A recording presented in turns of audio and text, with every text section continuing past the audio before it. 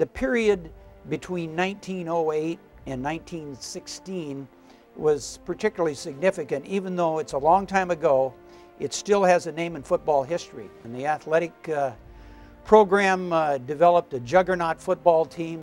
Our coach at that time was a guy by the name of Gil Doby. He was nicknamed Gloomy Gil. He chain-smoked cigars on the sidelines. He had the demeanor of a drill sergeant, and he never lost a football game. And when you know you're not going to lose a football game for 6 or 7 years, it's kind of easy to have a lot of fun and develop traditions and activities around the games to make them more exciting.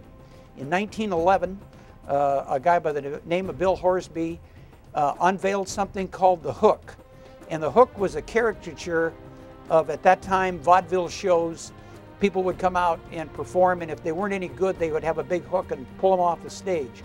And this is what the Husky football fans would do to their opponents before the game even started. They would have ceremonies around the hook, march it into the stadium, they even have funerals with coffins and things like that for the other team, and just completely humiliate them before the game started.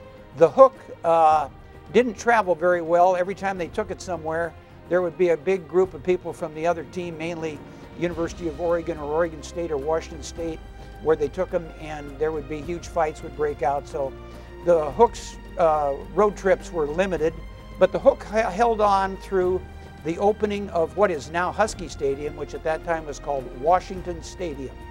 And in Washington Stadium, they had this elaborate ceremony on opening day with the Hook. We lost the game. And in the next 2 years, we didn't do well. So the Hook kind of faded into obscurity. And the sad part of the story is no one knows where the Hook is. No one knows or has seen it for many, many, many years. And if anybody would ever come forward with the Hook, we could find a nice place of honor for it here in the Hall of Fame.